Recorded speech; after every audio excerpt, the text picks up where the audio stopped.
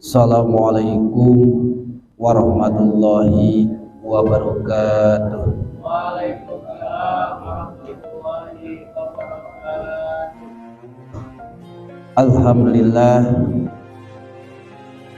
Alhamdulillahilladzi al-badi'il hadi illa bayani mahya'i rasyad Amadar babanuha warusama syamsal bayani fi suduril ulama Musalliyan ala nabil mustafa wa alihil mustaqmilina syarafa Asyhadu an la ilaha illallah wahdahu la syarikalah wa asyhadu anna muhammadan abduhu wa rasuluhu la nabiyya ba'dah. Insyaallah kita akan menguraikan tentang takwa. Sehingga saking pentingnya takwa, Rasulullah SAW di setiap momen, udah jelas di khutbah Jumat, bahkan di walimah, Rasulullah SAW selalu berpesan tentang takwa. Sampai-sampai pernikahan putri beliau, takwa berpesan sampai 3 kali. Berarti saking pentingnya takwa. Nah, untuk itu insya Allah kita akan uraikan lewat tadi surat Al-Baqarah, yang insya Allah juga mungkin suratnya udah hafal ya. Sekarang kita akan berusaha untuk memahami isinya. Al-Baqarah itu biasanya awal 4 ayat awal hafal, ayat kursi 3 ayat hafal, dan juga 3 ayat akhir insya Allah itu hafal. Berarti Al-Baqarah hafal awal, tengah, dan akhir. Nah, di sini bahwa Al-Quran Allah katakan hudal lil muttaqin, hudan petunjuk lil muttaqin bagi orang yang takwa. Kita nggak akan bahas Al-Qurannya, tapi di sini kita cenderung akan bahas siapa sih yang disebut muttaqin, orang yang takwa. Karena kita berharap bukan sekedar keimanan saja yang kita miliki, tapi harus sampai ke posisi orang-orang yang muttaqin. Bahkan kesananya sampai harus mukhlisin, orang yang benar-benar ikhlas di hadapan Allah. Siapa sih yang muttaqin?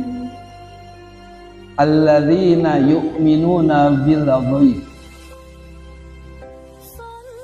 Kalau kita ingin dikatakan menjadi orang yang takwa, yang artinya al-sairina ila taqwa, ingin menjadi orang yang takwa, biimtisali awamirillah, dengan menjalankan segala perintah Allah, sekaligus wajtinabu nawahi, kita menjauhi apa yang dilarang, liitqaihim, karena kita takut bidzalika binari, karena takut terhadap api neraka. Sehingga ulama mengartikan takwa itu adalah al-khawf, takut. Jadi orang yang takwa itu adalah orang yang takut. Orang yang takut ada bukti secara perbuatan. Mana bukti perbuatannya? Di sini Allah katakan alladzina yu'minuna bil ghaib. Alladzina yaitu orang-orang yu'minuna ayusaddiquna, orang yang beriman bil ghaib, dengan yang gaib. Jadi ciri takwa, di antara ciri banyak tentang takwa, salah satu yang pertama adalah iman kepada yang gaib. Bahkan ini ditempatkan di posisi awal. Kenapa di posisi awal? Karena memang iman ke yang gaib itu benar-benar susah untuk kita aplikasikan di dalam kehidupan sehari-hari. Yang gaib bima goba anhum minal ba'si wal janati wan nari wal malaikah. Di sini terangkan bahwa yang gaib itu diantaranya kita iman ke malaikat, itu sesuatu yang gaib, tentang surga, tentang neraka, itu sesuatu yang tidak terlihat tapi harus kita yakini ada. Maka sekali lagi saya sering mengulang-ulang bagaimana bentuk iman kepada malaikat. Karena yang namanya iman ke malaikat bukan sekedar di hati kita yakin akan adanya malaikat yang Allah ciptakan dari cahaya, kemudian malaikat tidak pernah maksiat, selalu taat kepada Allah. Kalau kondisi seperti itu saja, kita dari kecil sudah tahu, sudah paham, sudah ngerti. Ternyata bentuk iman itu harus ada bukti secara perbuatannya. Rasulullah SAW ngebahas tentang iman ada di dalam kitab hadis ya, Tanqihul Qaul, Sarah Lubabul Hadis, di dalam bab yang kelima, hadis nomor pertama, riwayat dari Ibnu Majah. Rasulullah SAW menerangkan al-imanu, bahwa yang dikatakan iman huwa ma'rifatun bil qalbi, dia harus ma'rifat, mengenal lewat hatinya. Kemudian juga wa qaulun bilisan, dibuktikan keyakinan ini lewat lisannya. Kemudian yang ketiga wa amalun bil arkan, ada bukti secara perbuatan, lewat anggota tubuh kita buktikan iman itu. Jadi tiga unsur ini harus menyatu, hati, lisan, dan perbuatan. Berarti iman ke malaikat saja, bapak-bapak, bukan sekedar yakin malaikat ada tadi dengan posisinya makhluk yang nggak pernah maksiat, yang selalu taat, diciptakan dari cahaya, bukan itu aja.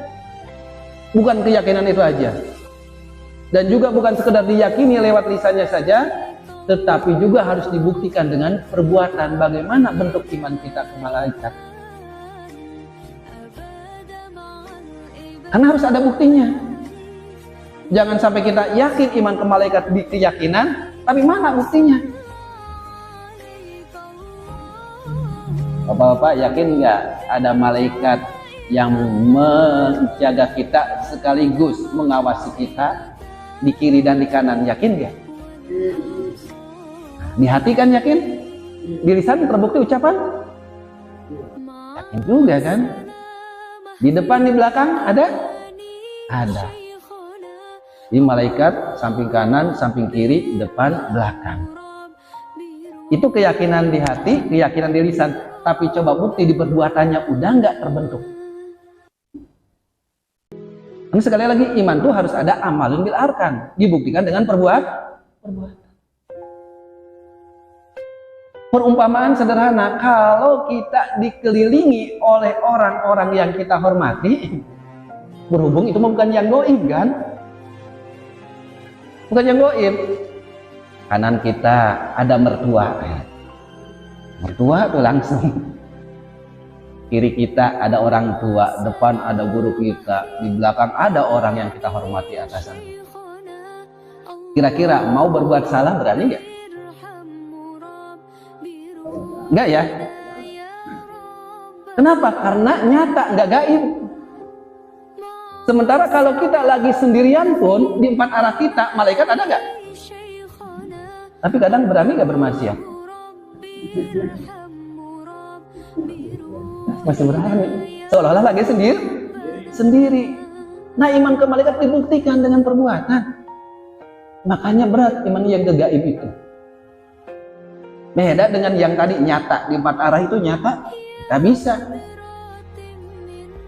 Bahkan mungkin ada tempat maksiat yang jalur ke mana? Ke sana Pantura ya. Tahu bapak-bapak? Tahu ya Pak? Yang tahu pernah mampir.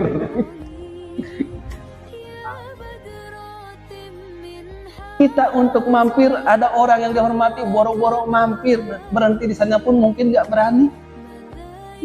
Tapi ketika sendiri, nggak merasa dikelilingi, itu bisa saja terjadi. Di hadapan orang yang kita hormati tadi, mungkin subuh kesiangan saja, kira-kira malu nggak? Kalau ada mertua, apalagi mertua tokoh agama ya. Malu ya? Tapi andaikan kalau lagi hujan gede, subuh teh mati lampu itu ya, gelap, tapi subuh udah lama misalkan. Kesiangan malu nggak? Apa tarik selimut deh udah malam ini cina gelap. Nah sekali lagi, mana bukti secara perbuatan? Kemudian di sini terangkan tentang as-sawab, pahala. Pahala itu pun sesuatu yang gaib. Coba andaikan pahala ada bentuknya ya. Bentuknya kayak koin ya misalkan gitu. Jadi ketika baca Al-Quran 1 huruf dapat 10 kebaikan. Ya. Baca Bismillahirrahmanirrahim pun berapa koin muruluk tuh. Kira-kira kalau koinnya kelihatan sampai numpuk, rajin nggak baca? Tapi kenapa nggak rajin? Aku kurang yakin itu pahala teh. Ini yang harus kita buktikan secara perbuatan. Karena ini memang iman yang nggak yakin. Yakin nggak ketika kita sholat qobliyah subuh kita mendapatkan nilai dunia dan isinya? Tapi goib nggak? Goib nggak? Goib. Kita jujur aja nih. Ketika seseorang misalkan kehilangan uang 1 juta saja, kadang anak jadi korban ya. Dede, lihat uang enggak? Kenapa ya? Hilang. Kita nyain isi rumah semua. Hilang kendaraan lebih besar lagi kan? Bahkan sampai ada hilang pasar, kebakaran, heboh nggak berita?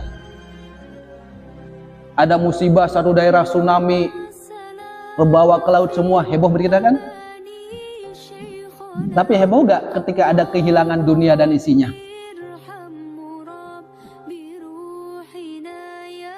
Ya kan? Rasulullah mengatakan sholatul fajri, sholat fajar, khairun, lebih bagus, lebih baik mina dunia wa ma fiha, daripada dunia dan isinya. Jadi kalau kita kelewat qobliyah subuh berarti kita kehilangan dunia, kehilangan motor dan kehilangan dunia dan isinya. Kira-kira nih kita hati bagaimana?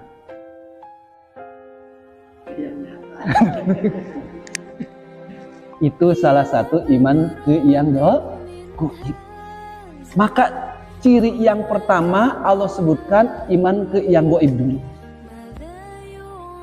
Tapi permasalahannya lapatnya ini yu'minuna.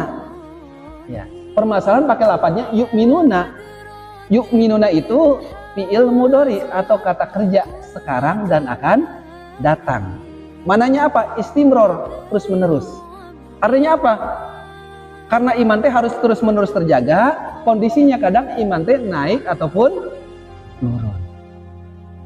Mungkin kalau lagi sekarang kayak sekarang lagi taklim, tadi iman ke malaikatnya kita yakin ya, seolah benar tuh ada malaikat di 4 arah. Tapi nanti ketika pulang sehari 2 hari kira-kira gimana? Ya, karena memang lapatnya pun yu'minuna. Oleh karena itu kewajiban kita selalu menjaga dan memelihara. Karena iman itu naik dan turun. Dan Rasul pun jelaskan, wa amma yajidu bi ta'at, kadang iman itu memang nambahnya dengan ketaatan, wa yanqus bil ma'siyat, dan iman itu kadang turun dengan maksiat. Oh, berarti keimanan ingin selalu terjaga, selalu meyakini bahwa memang keempat malaikat itu ada di dalam diri kita, kemudian memang balasan dari Allah itu bukti dan nyata. Kita harus menjaga, karena mungkin sekarang kondisinya kita benar-benar yakin, tapi besok lusa wallah kan kita nggak tahu. Bagaimana caranya? Ketaatan terus menerus kita jaga, jangan sampai ada maksiat. Sementara kalau bicara maksiat, para ulama banyak menjelaskan dari seluruh anggota tubuh yang ada di dalam diri kita itu maksiat itu ternyata banyak. Contoh sederhana di dalam kitab Sulam Taufik ya, itu maksiat itu dirinci satu persatu. Wa min ma'asil qalbi, dan di antara maksiat hati berapa jenis. Tapi maksiat lewat hati, kita nyangka jelek kepada teman kita saja yang di samping kita, orang lain nggak tahu. Kita menggibahkan saja kita, itulah yang harus kita jaga. Sehingga memang penyakit orang beriman itu, ya ayyuhalladzina amanu, wahai orang-orang beriman, ijtanibu jauhilah katsiran minadz-dzann, banyak dari prasangka. Inna ba'dadh ismun, karena sebagian prasangka itu dosa. Bahkan wala tajassasu, jangan nyari-nyari kesalahan.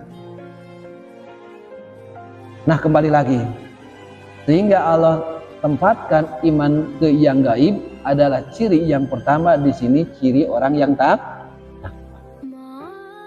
Misalnya ya, bisa dipahami iman yang gaib? Berat gak kira-kira iman yang gaib?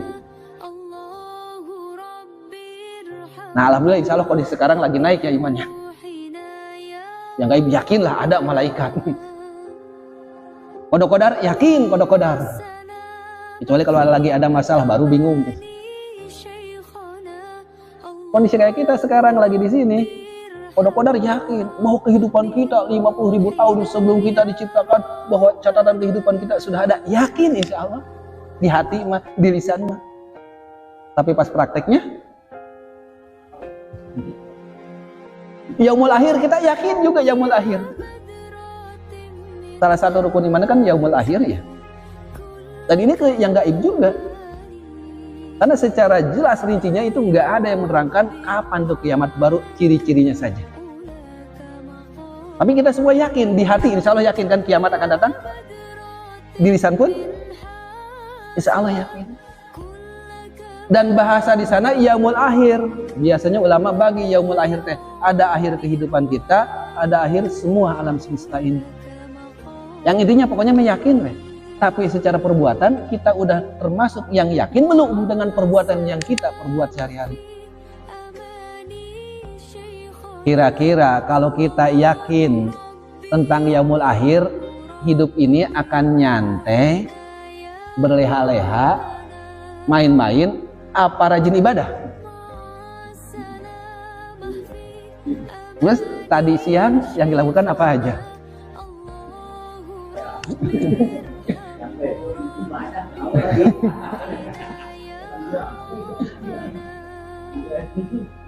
Kita diharapkan 24 jam itu semua adalah ibadah.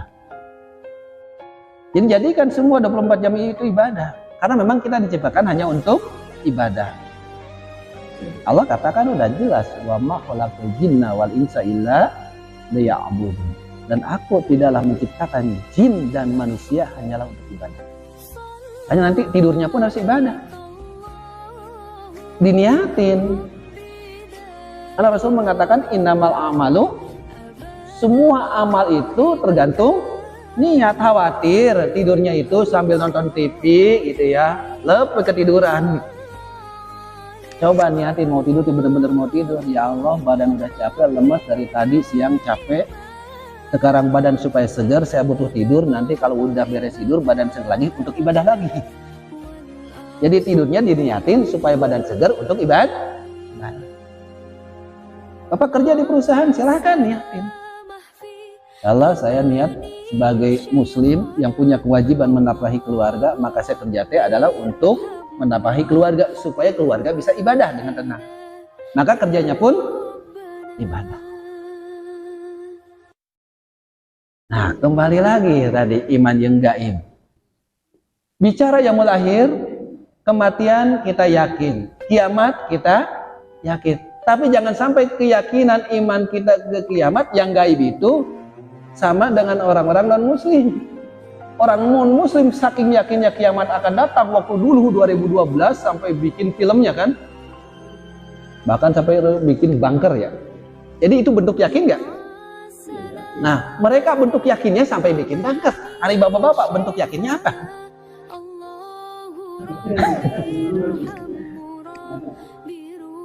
Jadi ada buktinya. Hari di hati mah insya Allah dari kecil udah yakin kiamat akan datang. Di lisan yakin, tapi mana perbuatannya? Itu tentang kiamat yang kubro. Kiamat yang sugro, kematian kita. Nah kalau ditanya insya Allah yang hadir di sini semua, kalau bicara tentang kematian, yakin kematian akan datang. Bahkan mungkin di antara bapak-bapak juga ada yang yakin malaikat itu datang sehari berapa kali?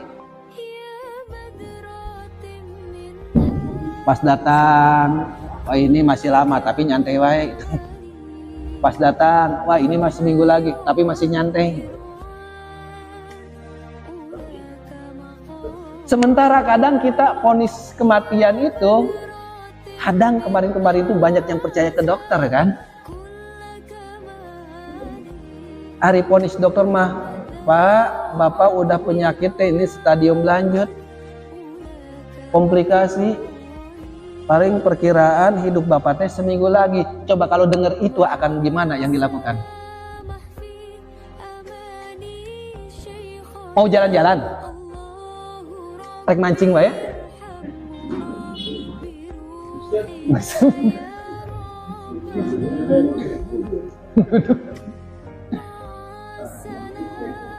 Insya Allah enggak kan ya? Sementara tadi kematian mah bisa datang kapanpun. Malam ini pun di antara kita bisa nggak? Tapi nyantai mah ada bohong bisa. Jadi yakin teh harus dibuktikan dengan perbuatan. Karena tadi iman mah sepaket hati, lisan dan perbuatan.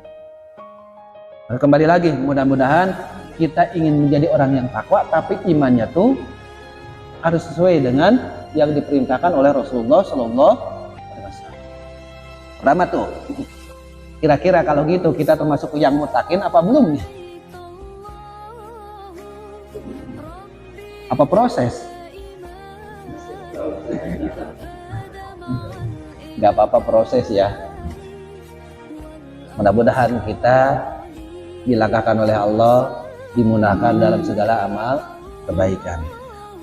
Karena kita yakin la haula wala quwata, tiada daya tiada upaya. Bapak-bapak bisa hadir di sini pun karena Allah melangkahkan. Tinggal syukuri aja. Tidak ada yang ingin taklim, ingin belajar, tapi nggak berangkat karena Allah belum melangkahkan. Nah, kalau ke tempat kebaikan, tapi tempat maksiat mah jangan nyalahin Allah juga ya. Datang ke diskotik, Allah yang melangkahkan kaki saya ke diskotik. Ya kekuatan melangkahnya mah dari Allah, tapi pilih ke tempat maksiatnya, pilih diri sendiri. Itu yang pertama, yu'minuna bil ghaib. Yang kedua, ciri orang muttaqin selain iman ke yang gaib, yang kedua adalah wa yuqimuna shalah, yaitu orang yang menegakkan sholat. Dari 8, aqoma yuqimu. Ini pun pakai fi'il mudhari, maknanya hal wal istiqbal, sekarang ke depan. Karena bukan sekedar pelaksanaan. Kalau pelaksanaan mah kita tiap waktu pun kita laksanakan. Tapi udah termasuk belum yang menegakkannya. Karena di sini Sesawi mengatakan yuqimuna shalah itu maknanya adalah atau yatuna, mendatangkan orang tersebut biha dengan sholat bihukukiha, dengan hak-haknya sholat. Jadi hak sholat kita praktekkan di luar sholat, sehingga sholatnya benar-benar inna sholata tahsya anil fahsya'i wal munkar. Sholatnya yang bisa mencegah keji dan munkar. Yang bagaimana? Yaitu tadi yang menegakkan sholat, bukan sekedar melaksanakan sholat. Karena sholat itu ada secara bahasa atau lugot yang artinya adu'a, yaitu doa. Yang kedua, sholat secara istilah. Kalau menurut Imam Asy-Syafi'i dan Imam Rafi'i, sholat secara istilah itu adalah aqwalun wa afwalun muftatahatun bitakbir wa muftatamatun bitaslim. Ucapan-ucapan, perbuatan-perbuatan yang diawali dengan takbir, diakhiri dengan salam. Jadi awal sholat mah yaitu takbir. Jadi kalau sebelum takbir mah belum termasuk bagian dari sholat. Tapi kadang banyak yang iseng ya, sesuatu yang belum takbir dipermasalahkan. Ada kan? Nah, bapak-bapak mah jangan. Kayak ngucap usoli itu sebelum takbir apa sesudah takbir? Sebelum ya. Harusnya jangan dimasalahkan. Kalau ada yang mempermasalahkan, ya mereka usap heula, boleh itu. Jadi sebelum sholat usap dulu, boleh nggak? Bid'ah nggak? Yang enggak, isi rambut dulu.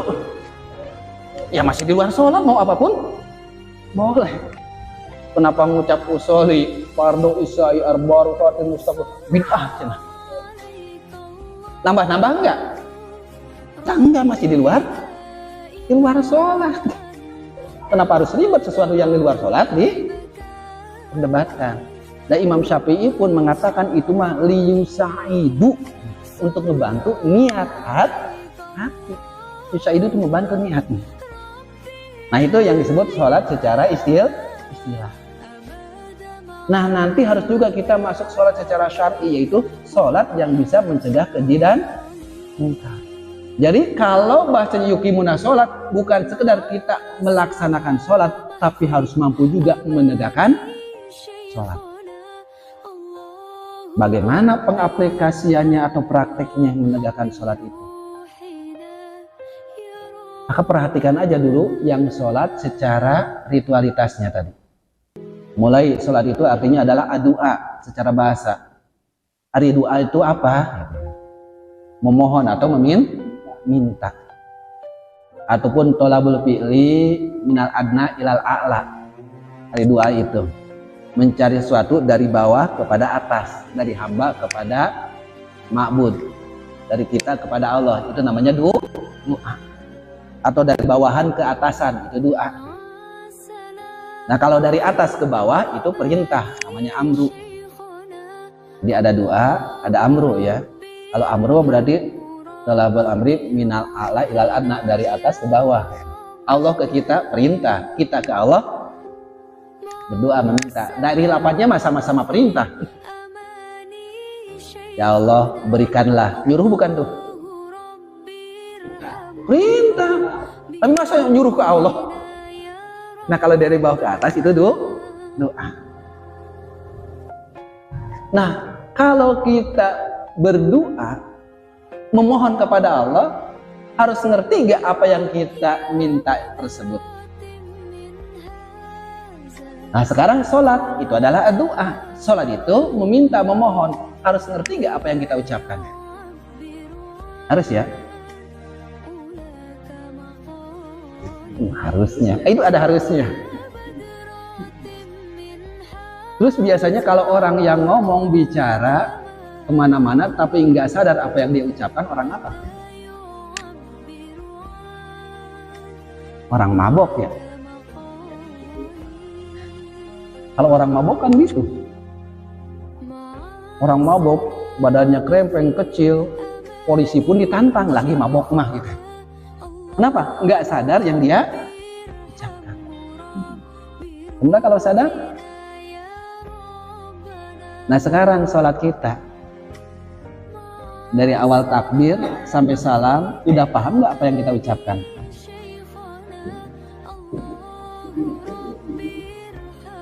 Bagian ya, alhamdulillah sebagian. Tadi kadang mabok, kadang enggak. Minimal rukun qauliyahnya kita paham ngerti. Karena sholat itu, rukun sholat yang mau Bapak bagi ada 13 nyebutnya, ada yang nyebut 14, ada yang nyebut 17, bahkan Imam Ghazali itu rukun sholat itu nyebut 18 tambah khusyuk. Yang 13, 14, 17 mah hakikatnya sama, cuma pembahasan tumaninahnya ada yang ditempel langsung, ada yang dipisahkan tersendiri, dan ada juga dipisahkan. Dari 4 rukun itu tumaninahnya ada 4. Ya, kalau bicara rukun sholat tuh.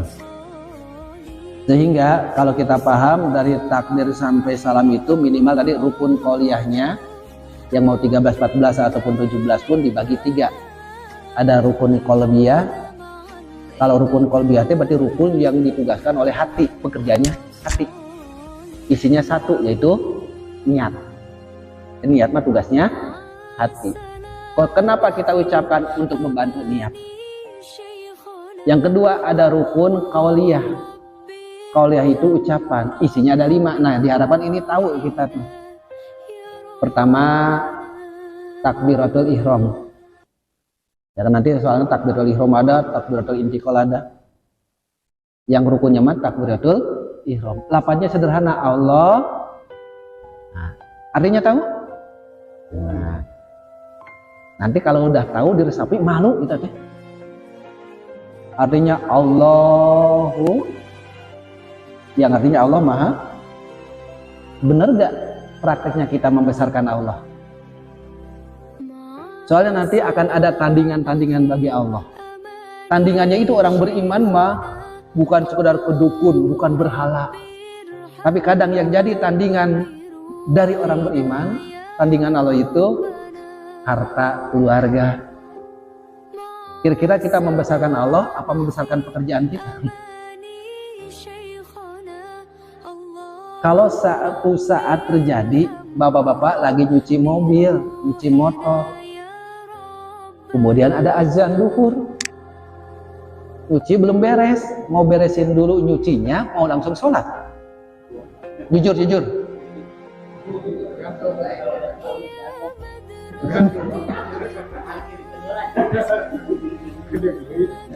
Nggak kagok, udah setengah 12 sudah mulai. Waktu mepet. Coba kalau kita takbirnya diresapi tadi rukun qauliyah, kita paham ngerti Allahu Akbar, Allah Maha Besar, berarti yang lain mah. Tapi prakteknya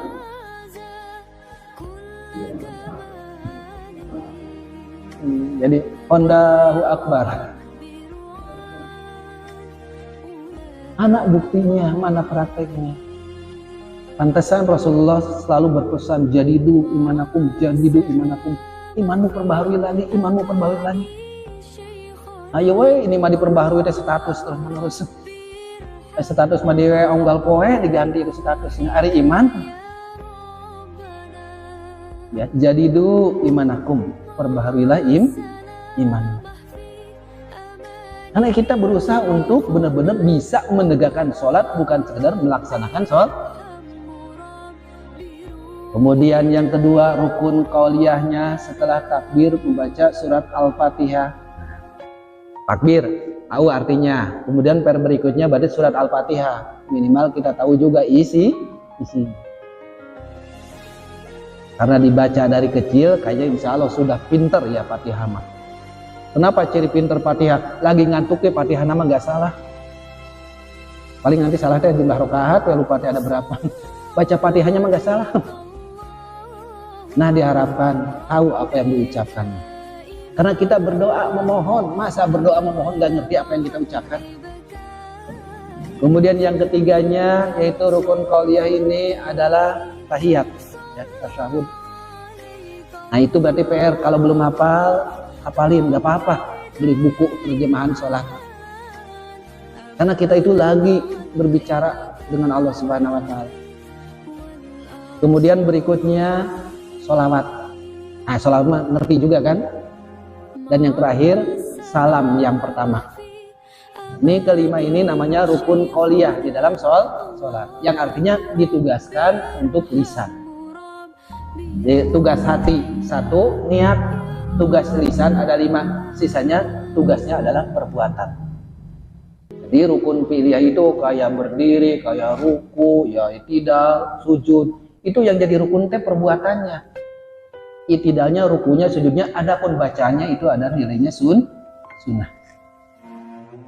Jadi bukan sepaket. Jadi ketika kita ruku dapat nilai itu 2, yang fardunya kita dapat rukunya, kemudian bacaannya. Paham ya?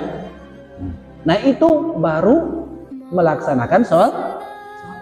Bagaimana ingin menegakkan sholat? Nah ketentuan yang di dalam sholat, ya tuna, coba datangkan biha dengan ketentuan sholat, bihukuki haknya itu. Mau sholat, kita tuh toharoh, bersuci. Maka udah beres di luar sholat, anggota tubuh ini pun bukan disucikan dengan air saja, tapi dijaga juga dari maksiat-maksiat. Ini mulut berkumur waktu mau sholat, berarti di luar sholat pun mulut ini harus dijaga. Mata, penglihatan kita, pendengaran kita, tangan, kaki, semua kita jaga. Di dalam sholat tutup aurat, berarti di luar sholat pun. Nah sementara coba bapak-bapak jujur aja, pernah nggak ngelihat misalkan seorang perempuan waktu sholat cuma ditutup aurat teh, pas di luar sholatnya dibuka?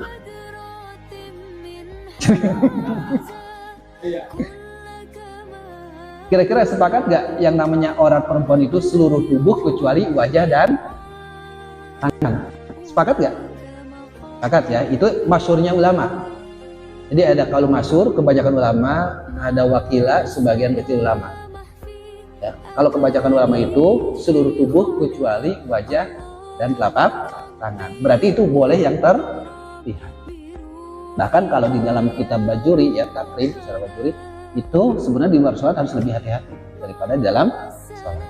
Nah ini mah waktu sholat mah dipakai, di luarnya sholatnya enggak, kira-kira orang tersebut baru bisa melaksanakan sholat, belum bisa menegakkan sholat. Harus dijaga. Mana wajah, mana telapak tangan.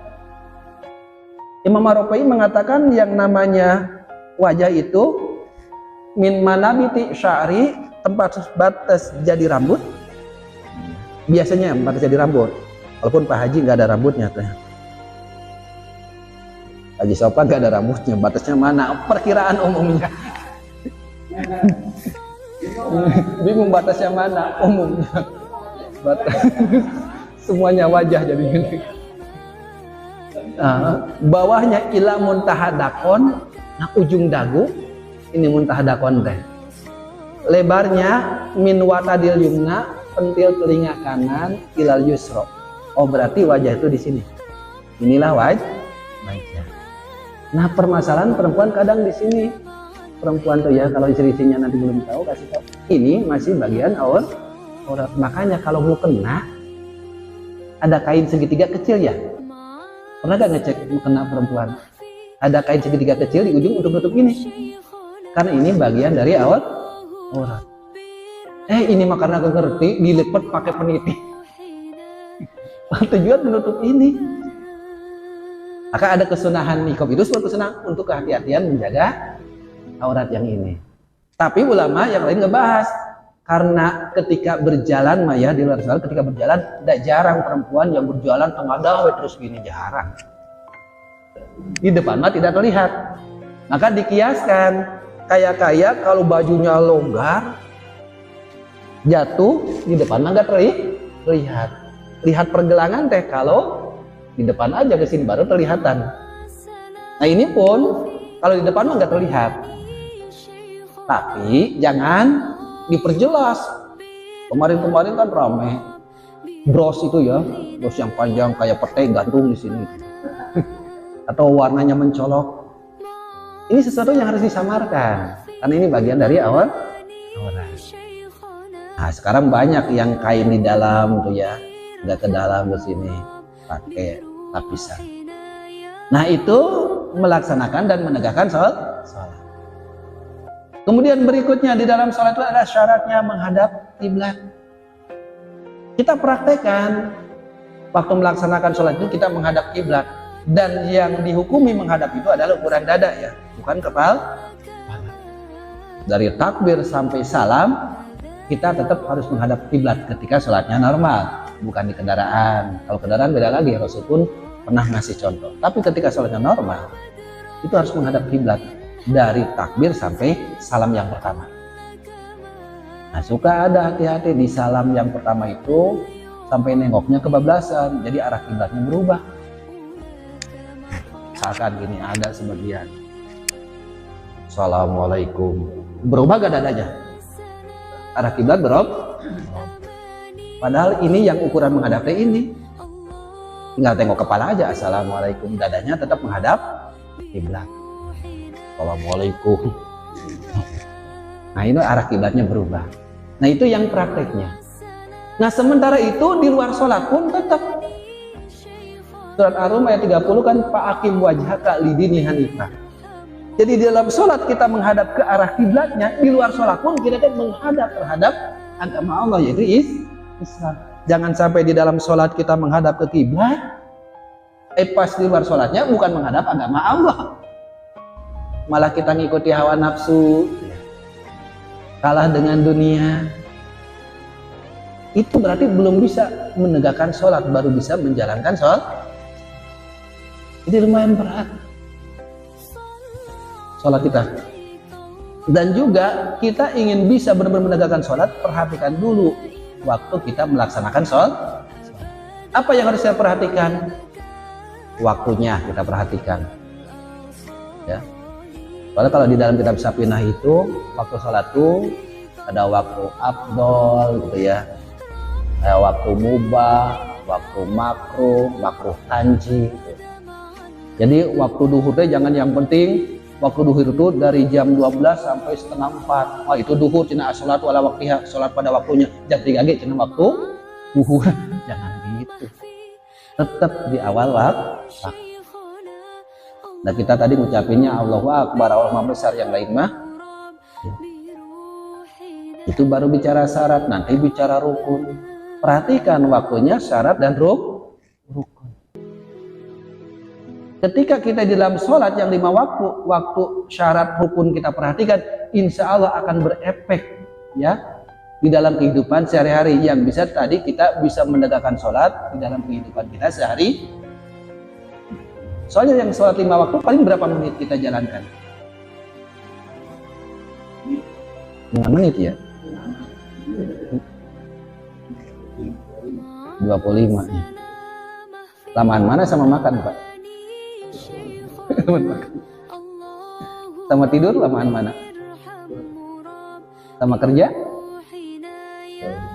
Lamaan kerja ya?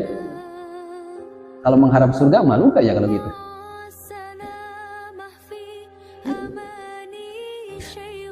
Nah, ini baru ciri yang kedua, menegakkan sholat.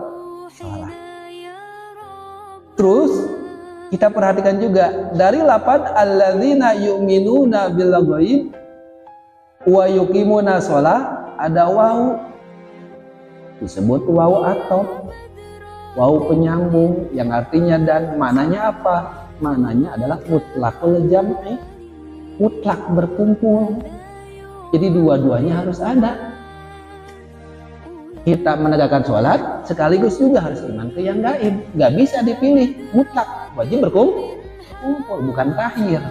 Kalau ao bisa saja tahir pilihan. Misalkan kalau gini bisa pilihan alladzina yu'minuna bil ghaib au yuqimuna. Itu tahir milih salah satu boleh, tapi kalau bicara wow semuanya harus. Kayak lafaz illal ladzina amanu wa amilus sholiha wa tawassaw bil haq wa tawassaw bis sabr, itu pakai wawu semua. Berarti imannya harus, amilus sholihahnya juga harus, saling nasihat-nasihatannya harus. Karena pakai wawu. Dan di sini pun pakai wawu. Imannya ke gaib bahkan di posisi yang pertama. Walaupun mutlaqul jami, tetap utamanya adalah imannya gaib. Ikuti dengan menegakkan sholat. Karena sholat itu adalah amal ibadah yang pertama kali akan dihisab oleh Allah adalah sholat. Innama awalu ma yuhasabu indallah as-sholat. Sungguhnya amal yang pertama kali akan dihisab oleh Allah adalah sholat. Nah di sini kita perhatikan sholat. Kalau banyak kita perhatikan juga atau kita temukan ada yang rajin saum sholatnya enggak. Ada ya? Saum enggak, sholat enggak, tapi lebarannya mah sholat ada.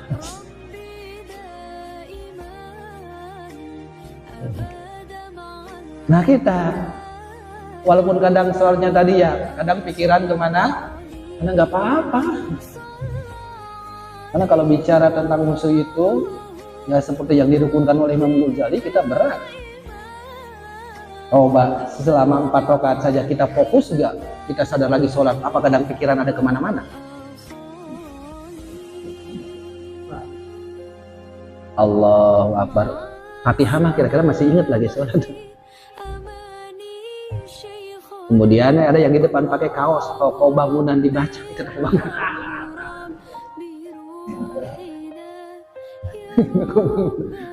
Maka dimakruhkan ya kalau ada yang tulisan-tulisan itu. Coba, pernah nggak gitu barang yang hilang ingatnya waktu sholat? Sering. Saya nanyanya pernah nggak, ini sering jawabannya. Nah sholat kita kualitas masih seperti itu. Maka Rasul pesannya apa? Ketika sholatnya baik, bagus, insya Allah kita beruntung. Tapi ketika sholatnya fasadat, qad khaba wa khasira, kita termasuk orang yang rugi. Maka kata Rasul, fayuk malu bitatawuin. Maka sempurnakanlah dengan yang sunnah. Perbanyak sholat sunnah rawatibnya. Walaupun yang rawatibnya pun masih kayak gitu. Bah, berapa? Nah, salah satunya solusinya yaitu berjamaah. Salah satunya solusinya. Nah, mudah-mudahan kita dimudahkan oleh Allah untuk melangkah ya, berjamaah dimudahkan oleh Allah. Nah, ketika hati bersih, niat bersih, insya Allah Allah mudahkan. Tuh, dalam berjamaah akan berefek. Makmurkan di masjid Allah ya. Nah, gantungkan hati kita di masjid. Salah satunya orang yang cinta ke masjid, insya Allah nanti akan mendapat naungan dari Allah Subhanahu Wa Taala. Nah, lanjut. Wah, udah sejam. Sementara ada 3 ciri lagi. Wa mimma razaqahum yunfiqun walanya yu'minu nabi ma unzila ilaika wa min qablik wa bil akhiratim yu'minun. 2 poin saja sejam. Berarti 3 lagi sejam setengah lagi ya. Insyaallah ya, nanti aja ya. Sedikit demi sedikit. Mudah-mudahan Allah menggampangkan kepada kita, mudahkan kepada kita untuk memahami ayat-ayatnya. Yang penting istiqomah ya. Ini ada 5 baru 2 poin ya ciri takwanya.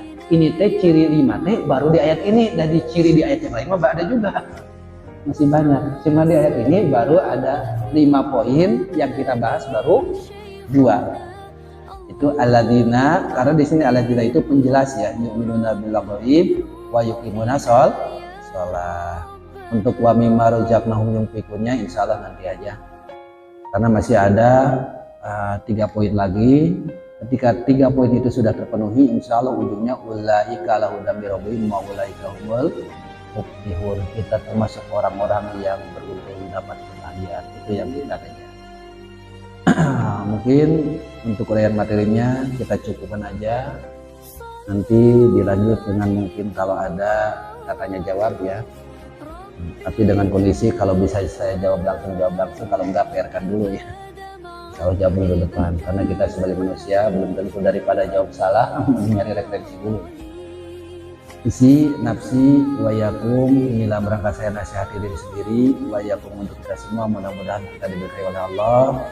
Terkalam billahi taufiq wal hidayah. Assalamualaikum warahmatullahi wabarakatuh. Alhamdulillah, pujian dilanjutkan dengan pertanyaan apabila pada jemaah yang tadi sudah disampaikan oleh Bapak Ustaz Ibe, silakan untuk bertanya.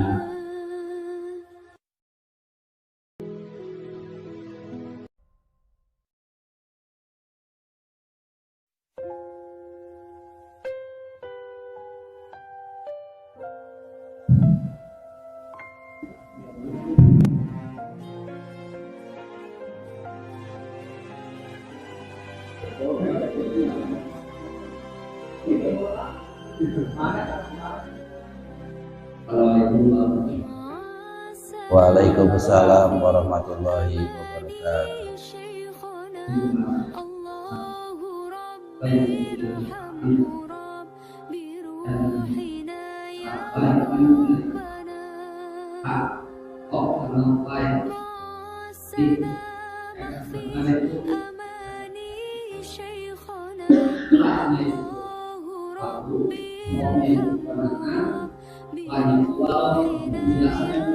Nah, Waalaikumsalam warahmatullahi wabarakatuh.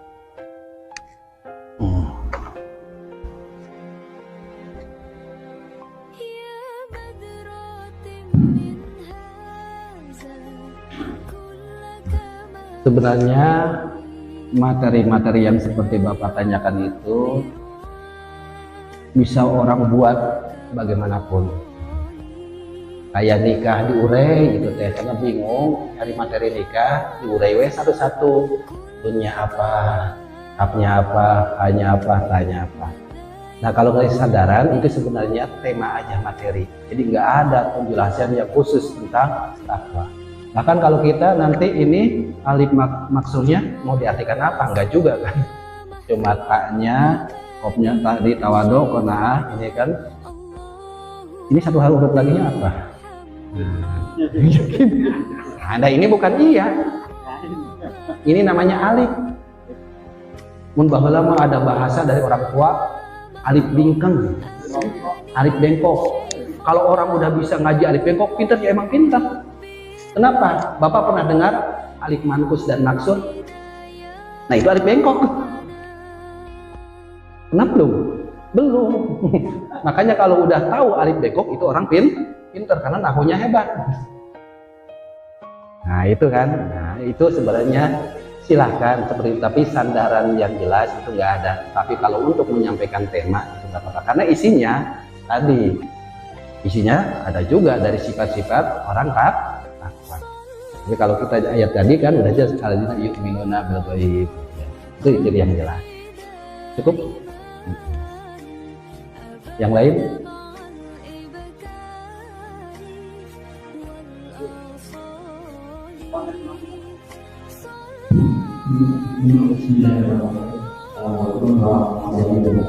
Waalaikumsalam warahmatullahi wabarakatuh. Mungkin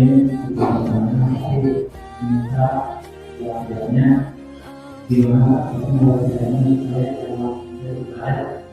terutama orang puji dan sebagainya untuk menentukan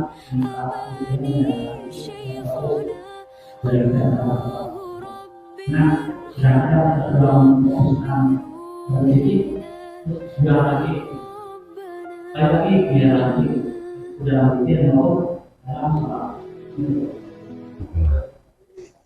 kita ikuti arahan ya yang ngajarin tentang masalah hati yang terkenal itu adalah Imam Al-Ghazali ya.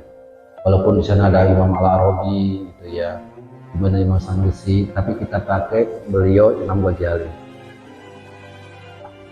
Tahapan awal ketika ingin kefokusan khusyuan itu satu tadi ngerti dulu apa yang kita ucapkan. Yang kedua biasakan. Karena memang ketika udah ngerti pun belum tentu. Yang keduanya harus dibiasakan. Jadi tahapan pertama nih harus ngerti. Ketika ngucap lisan di dalam bacaan sholat, kita contoh sholat aja. Allahu Akbar, berarti hati ikuti mananya. Itu satu. Bahkan kedepannya bukan sekedar terjemahan, bukan sekedar Allah Maha Besar, tetapi isi Allahu Akbar terbayang di hati. Nah untuk sampai ke situ harus dibiasakan, harus latihan. Nah supaya lebih sederhana gini aja, saya sering mencontohkan rumah bapak masing-masing, insya Allah kebayang dari pintu depan sampai ke dapur, kebayang nggak? Kebayang kan? Nah, berantakan. Di depan ada pot berantakan, tengah rumah ada pakaian numpuk. Kebayang, apalagi ke dapur piring. Tapi itu dibayangkan 1 detik pun kebayang nggak? Kebayang, karena udah biasa rumah sendiri. Kalau rumah tetangga, coba rumah tetangga dilihat maka kelihatan depannya gitu belakang. Tapi untuk dibayangkan sekaligus sudah bisa, karena belum biasa. Tapi kalau rumah sendiri, bisa kan? Nah, nanti dalam bacaan sholat pun gitu. Ketika ta'lim kita bahas Allahu Akbar itu mananya apa? Terbayang di pikiran mana tuh? Jadi pas lisan ngucapin Allahu Akbar, hati itu ngikuti makna, bukan terjemahan saja. Nah itu menjaga kehusuan. Baca lagi misalkan Al-Fatihah, Bismillahirrahmanirrahim. Kita udah uraikan maknanya Bismillah. Jadi pas lisan ngucapin Bismillahirrahmanirrahim, hati memaknai yang kita ucapkan. Jadi boro-boro pikiran akan kemana-mana. Ada tugas hati memahami yang kita ucapkan. Baca Alhamdulillahirrahmanirrahim, kita akan paham. Kalaupun diucapkan itu panjang. Lisan mengucapkan Alhamdulillahirrahmanirrahim, kalau kita terjemahkan kan cuma segala puji hanya milik. Tapi berhubung kita udah belajar, maknanya bukan itu doang kan. Alif lamnya alif lam apa? Bisa alif lam istighraq, yang maknanya semua. Ada alif lam lil jinsi, yang artinya jenis puji. Puji Allah ke Allah, puji Allah ke makhluk, puji makhluk ke Allah, puji makhluk ke makhluk lillahi, hanya untuk Allah. Paham kita artinya. Lisan ngucapin Alhamdulillahirrahmanirrahim, hati mengikuti maknanya.